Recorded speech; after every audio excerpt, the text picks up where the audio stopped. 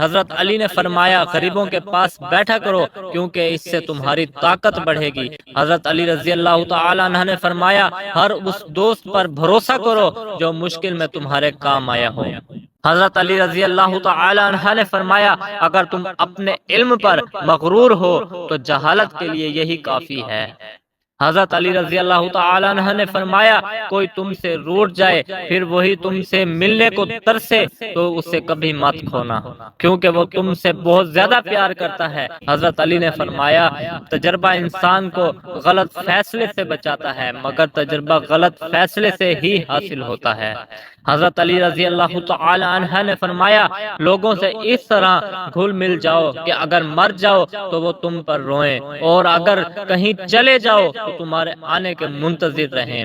حضرت علی رضی اللہ تعالی عنہ نے فرمایا جو حق سے منہ موڑتا ہے تباہ ہو جاتا ہے۔ حضرت علی رضی اللہ تعالی عنہ نے فرمایا جہاں بھی رہو خدا سے ڈرو، ہمیشہ حق بات کہو اگرچہ تلخ ہو۔ حضرت علی رضی اللہ تعالی عنہ نے فرمایا تین چیزیں ایمان کو تباہ کرتی ہیں: امیروں کی محفل، عورتوں کی صحبت، جاہلوں سے بحث۔ حضرت علی رضی اللہ تعالی عنہ نے فرمایا ان لوگوں پر اعتبار کرو جو تمہاری تین باتیں بھانپ سکیں: تمہاری ہنسی میں پوشیدہ درد، تمہارے غصے میں پوشیدہ پیار، تمہاری خاموشی میں پوشیدہ وجہ۔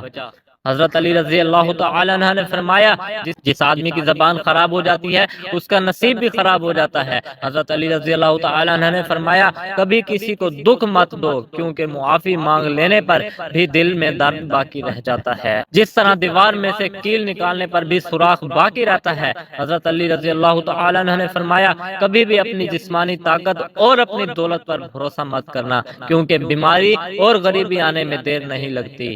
حضرت علی رضی اللہ تعالی عنہ نے فرمایا اپنا کردار بنانے میں اتنا مشغول ہو جاؤ کہ دوسرے پر تنقید کرنے کا وقت ہی نہ ملے۔ حضرت علی رضی اللہ تعالی عنہ نے فرمایا بچے کو جب کوئی تکلیف یا بیماری آتی ہے تو اللہ اس بچے کی بیماری کے بدلے بچے کی ماں کے گناہ معاف فرماتا ہے۔ حضرت علی رضی اللہ تعالی عنہ نے فرمایا حق جہاں پر بھی ہو وہاں تک پہنچنے کے لیے شدید سختیوں میں بھی گھس جاؤ۔ حضرت علی رضی اللہ تعالی عنہ نے فرمایا گھر میں غصہ ہونا گویا اس ویران کرنا ہے۔ حضرت علی رضی اللہ تعالیٰ نے فرمایا اپنے دوست کو اتنے ہی راز بتاؤ کہ کل کو اگر وہ تم سے دشمنی پر آمادہ ہو تو وہ تمہیں کوئی نقصان نہ پہنچا سکے۔ حضرت علی رضی اللہ تعالیٰ نے فرمایا اسے اپنا کوئی راز مت بتاؤ جس کا کوئی راز تمہارے پاس نہ ہو۔